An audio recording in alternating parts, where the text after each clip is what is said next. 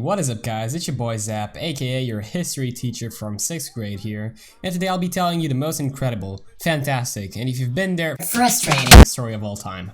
So I was streaming on Twitch the other day and a friend of mine, which I hadn't seen since like World War II, I'm not even exaggerating, hopped on the chat and said something which I don't remember, I'm gonna be honest with you, but I know it was something related to my 6th grade, okay? And that triggered a chain reaction inside my brain, which caused me to remember my 6th grade history teacher. I live in Portugal. I was born here, and I guess that unless you live in like Sweden, I don't know, you probably have complaints about your school system as well. Like, this is no different, but what I have for you today is just one of the amazing year-long experiences I've had with our wonderful school system.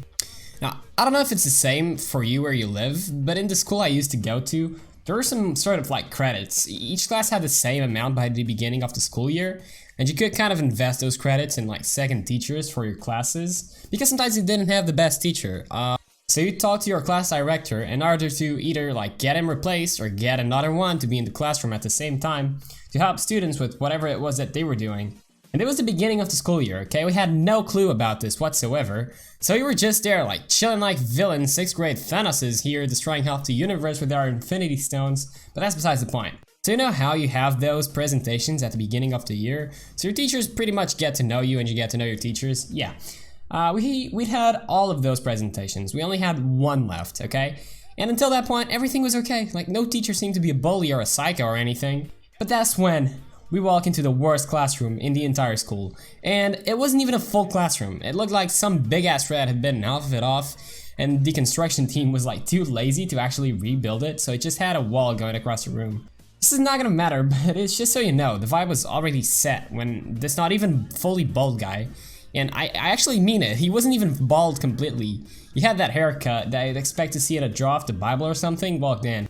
Now, we're a bunch of 6th graders, okay? We don't know what's wrong and what's right. We had no such thing as responsibilities, like what are those, am I right? So as soon as we see his haircut, everyone starts kind of laughing, but not really, so he wouldn't notice it. Now, it doesn't really bother me if you want to look like St. Francis or whatever, but I'm not gonna make fun of you. But you know, you're a middle school teacher, right? You can't just expect to get out of a room full of savage 10-year-olds without getting hit by at least one joke about that haircut. I mean, it just seemed like you were gonna put on a hat with a fan on it and fly towards the sun while singing Doraemon's theme song. Well, I digress.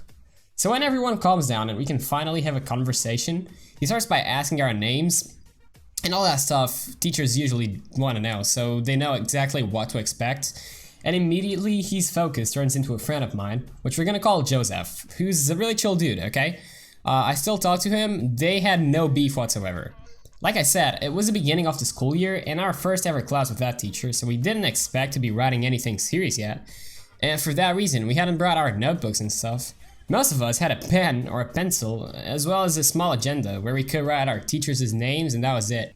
First day of school in 6th grade, puts their bag down, pulls a 400-page book, a big-ass notebook out of it, and waits for the teacher to start ranting about history. Like, that's not how it works. So we all had a small agenda, and this teacher looks at Joseph, and then at his agenda, and then back at Joseph with this disgusted look, and goes, "Is that all you got, kid? You're not in 1st grade." And before I keep on going with this story, in Portugal we have different ways of saying kid, okay? Like, and he actually chose the worst word to actually say it, and it was quite disrespectful. I know you guys probably don't understand that because it's probably not gonna sound too bad in English, but in Portuguese it was bad, okay? And then he goes on and on, talking about how when he was in school, he was not that disrespectful and he would never dare to walk in class with such disrespectful manners. And excuse me, Mr. Whatever your name was, like, first of all of us had those agendas. This kid is really just existing. He wasn't even talking or anything. What makes you say he's being disrespectful? Like, why are you picking on him? I don't get it, but whatever. And until the school year ended, he only got worse and he'd pick fights with random kids for no reason at all. Every day. And that included myself later, but I know for a fact that that was the highest point in his day, because a couple of days later, I was with a friend of mine and I saw him like walking around in school by himself. So I felt bad for him, and we're kids, right? We really don't care if you pick on anybody. If anything, we thought you were a savage. And I only really noticed he was a bully later when he insulted me for no reason. That's when we really like fall into it, okay? That's when you really realize that it's not just all fun and games. So as I was saying, we went to talk to him, and he seemed to be a pretty chill dude actually. I don't know how he turned out to be a psycho, but whatever. You know, we talked about his life, because he really had nothing else to do. Like, listen, if you're in your late 30s and you really want to bore the last 2 kids who'd ever want to talk to you, like, that explains why you have no social life. And you guys are about to know why, like. So, he told us that he spent most of his time playing video games. And don't get me wrong, like, there's nothing wrong with it. I do it myself. But he didn't even do his own schoolwork. Also, he played really boring games, but sounded so amazed that anyone asked about the games he played that me and my friend had to kind of go with it. And now, when I tell you he does not do his own schoolwork, I'm not even lying, because he did nothing outside of school. Like, even the tests, he would ask other teachers to correct our tests, and when we realized that not all the tests had the same signatures on it, he tried to deny it. He told us he only came to the other teachers for help because our handwriting was horrible. Like, now, call me big brain here, okay? But if you're trying to fool your students, saying you actually did all the work and only came to the other teachers for help, then at least sign the test and don't blame it on the kids. Like, it's not rocket science. Now in Portugal, we have this thing called the New Orthographic Agreement. I'm actually not sure that's correct. I literally just typed it in Portuguese on Google Translate and that's what came out of it. But you get the memo. It's something that takes unnecessary letters off words. And I understand if you've been around teaching for a long time, you're still used to the old agreement. But that thing came out in like 1920. Like, can you at least please update your PowerPoints? Yeah, boy, it actually frustrates me to even think about it. But yeah, that's not as bad as he got. Believe me, when I tell you, he got worse. On our test, like 90% of people would fail because this guy was expecting a whole essay from a 2-line answer question, so only like 3 people would ever pass his exams. Even the smartest kids would fail sometimes. I'm not an amazing student due to the fact me and studying don't go well together, but I didn't have bad grades. I was pretty much an A student, but once I got a really low mark. I don't know what it translates to in your grading system, but I had a 37%.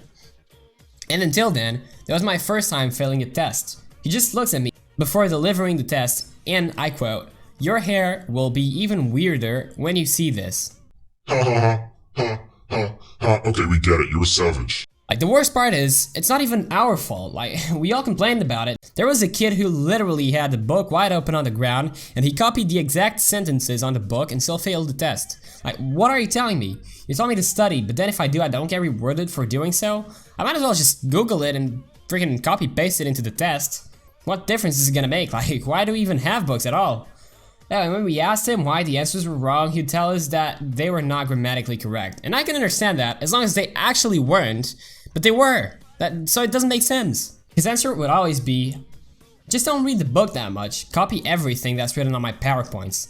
And I'll take that advice. Did he not show each slide for literally 15 seconds before skipping it?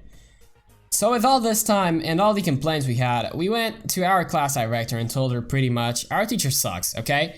And she was actually pretty comprehensive. I wouldn't even have bothered doing anything if I was her, because it sounded like we were always like making things up, because that wasn't real, okay? So what did she do, you guys may be asking? She started to attend our classes with that teacher on Mondays. I mean, why? He had credits, like, we had credits. Obviously, this teacher wasn't the brightest, as you might have understood by now, but he is not dumb enough to treat us the way he did when his boss was watching. Like, so whenever she was there, he'd behave like a nice history teacher and talk to everyone nicely. That was until one day, and hear me out, okay? That was until one day, our class director knocked on the door, and without looking, he goes, "You're so stupid, why'd you even come to class?" And she's a teacher as well, okay? I'm sure she had better things to do than hearing a grown man yell at her for being late to, wait for it, babysitting him because he couldn't do his job properly. Now, I know that I'm not Albert Einstein, but I think that's enough proof to get him as far away from us as possible. And I was kind of right, because we still had him until the end of the year, because apparently he would spend all the credits in an alternative, pretty much, maths teacher. But he was a bit more chill, so it's not like he was roasting the living hell out of us. But he'd clearly been warned that he had to stop there. And that's great. He stayed in our school for like the year after that I remember, but I didn't have him, so joke's on whoever did. Everyone I talked to in that class referred to him as Banana Teacher, and if you were from my school, right now, if you hadn't understood before, now you know exactly who I'm talking about.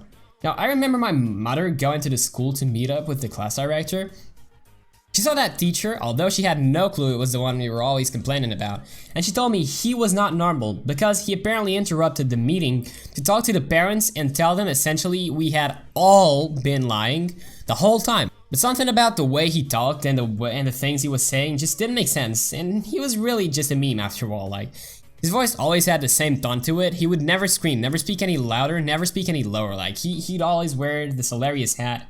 Like, oh boy, like, those were the good times. I'm going to try to replicate the way this guy spoke. Okay, students, today we're gonna be studying history. Open your books and we're going to page 30. Even though we're not gonna use your books, we're only gonna read my PowerPoint, but that said, please copy that. Skip. Even this skip was too exaggerated. He wouldn't even speak that loudly. But yeah, guys, that was the video for today. I hope you enjoyed it. That was essentially me ranting about my history teacher that felt good for bullying kids. By the way, as I mentioned in the beginning, I have a Twitch channel. Please be sure to check that out. I stream way more frequently than I make YouTube videos. And if you want to talk to me and make sure you'll get an answer, like, try Twitch chat. I read all the messages. Answer to all of them as well. Follow me on social media, all of it is in the description. If you liked the video, be sure to leave a like. I'll go roast some kids for fun now over at my middle school. See you next time, guys. Peace.